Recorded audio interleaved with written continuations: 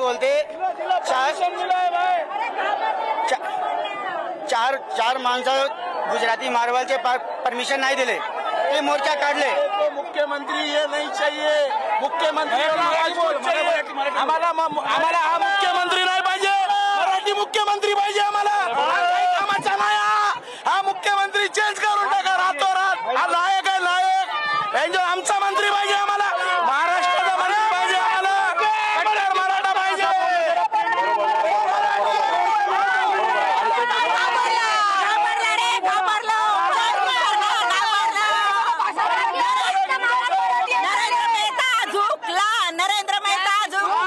आमचा एमएलए नरेंद्र मेहता कुठे आज का नाही आला? त्या दिवशी म्हणला आमचा सगळ्याच्या मागे आमचा सपोर्ट आहे, आमच्या मागे तू नाहीस का? तू का नाही आला इथे? ये ना मग, तू मराठी मान आमच्या सोबत आहे ना, त्याला आम्ही मतदान केलंय, आम्ही स्वतः मी पण मतदान केलंय। आज तो आहे कुठे? आज कुठे? एक मिनिट मला सोडा।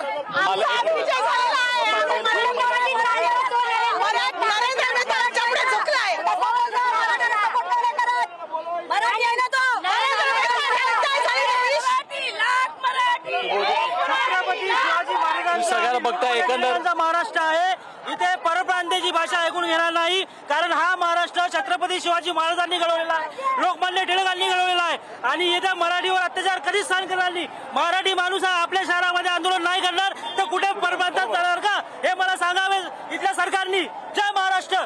बघता एकंदरच पाहायला गेलं तर सगळ्यात महत्वाची गोष्ट आहे की आम्ही आंदोलन करणार कुठे, जर मुंबईत नाही करायचं कुठे करणार, असं म्हणणं खऱ्या अर्थानं आता कर्त्यांचं आहे आणि हे चित्र आता आपल्याला पुढपर्यंत दिसून येत आहे। एकंदर पाहायला गेलं तर आता हे सगळे आंदोलनकर्ते जे आहेत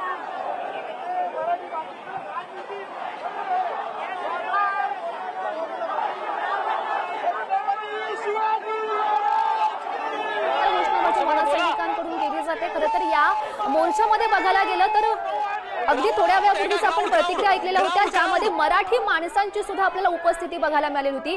ज्या दरम्यान मनसेनं या मोर्चाचं आवाहन केलं त्यावेळी खरं तर मोर्चामध्ये अनेक मनसैनिकांची धरपकड केली गेली। सुरुवातीला आपण बघितलेलं होतं, त्यानंतर मराठी माणूस आक्रमक झाला आणि मोठ्या प्रमाणात या ठिकाणी जमाला त्यांनी सुरुवात केली। अनेक महिला असो किंवा जे पुरुष असो, मुस्लिम बांधवांची सुद्धा या मोर्चामध्ये सहभागी आपल्याला बघायला मिळाली। आणि या संदर्भातली एक महत्त्वाची अपडेट, मीरा भाईंदरमधील मोर्चाला परवानगी का नाकारली असा सवाल सध्या उपस्थित केलेला आहे। मुख्यमंत्री फडणवीसांची राज्याच्या पोलीस महासंचालकांना ही विचारणा केली गेलेली आहे। राज्याच्या पोलीस महासंचालकांवर मुख्यमंत्र्यांनी तीव्र नाराजी सध्या व्यक्त केल्याचं बघायला मिळत आहे। महत्त्वाची अपडेट, मुख्यमंत्री देवेंद्र फडणवीस यांनी हा सवाल उपस्थित केलेला आहे।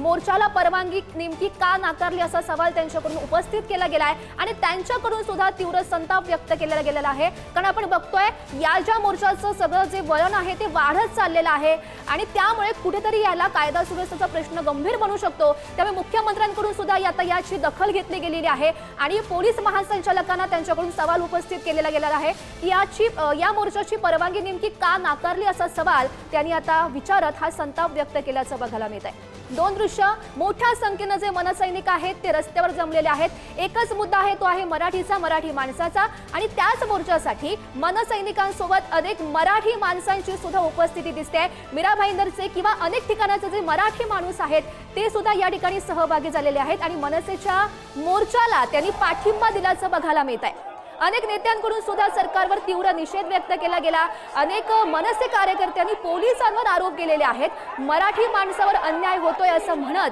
त्यांनी या मोर्चाला सुरुवात केल्याचं बघायला मिळत आहे। महत्त्वाची अपडेट आपण बघतोय, राज्याच्या पोलीस महासंचालकांवर मुख्यमंत्री देवेंद्र फडणवीस यांनी हा संताप व्यक्त केला। जो मीरा भाईंदर मधला मोर्चा होता त्याची परवानगी तुम्ही का नाकारली असा सवाल त्यांनी उपस्थित केलेला आहे। मुख्यमंत्री देवेंद्र फडणवीस यांनी ही विचारणा केली आणि तीव्र नाराजी पोलिसांवर व्यक्त केल्याचं बघायला मिळत आहे। आणि याच संदर्भात अधिकची माहिती जाणून घेऊयात। आमचे प्रतिनिधी सुशांत सावंत सध्या आपल्यासोबत आहेत। सुशांत, आपण बघू शकतोय मुख्यमंत्री देवेंद्र फडणवीस यांनी सुद्धा आता याची दखल घेतल्याचं बघायला मिळत आहे। राज्याच्या पोलीस महासंचालकांवर त्यांनी संताप व्यक्त केलाय, विचारणा केलेली आहे की तुम्ही परवानगी नेमकी का नाकारली। आपण जर बघितलं असेल तर मीरा भाईंदर येथे मनसेचे पदाधिकारी आक्रमक आहेत आणि कालपासूनच मनसेच्या पदाधिकाऱ्यांची धरपकड जी आहे ती पोलिसांनी सुरू केली होती। आणि त्यानंतर आता या संपूर्ण प्रकरणाची गंभीर दखल राज्याचे मुख्यमंत्री देवेंद्र फडणवीस यांनी घेतलेली आहे। मीरा भाईंदर येथील मनसेच्या मोर्चाला परवानगी का नाकारली अशा तीव्र शब्दात त्यांनी राज्याच्या पोलीस महासंचालकांकडे विचारणा केलेली आहे.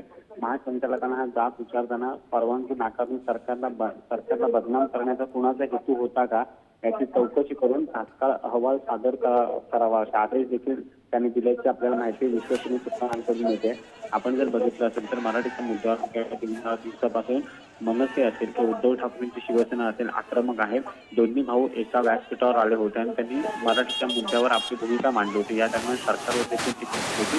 त्यानंतर मीरा रोड येथे जो प्रकार घडला त्याच्या विरोधात मनसे रस्त्यावर उतरलेले आहे. मनसे रस्त्यावर उतरलेले असताना मनसेचे नेते अविनाश जाधव यांच्या नेतृत्वाखाली खरं तर हा मोर्चा निघणार होता.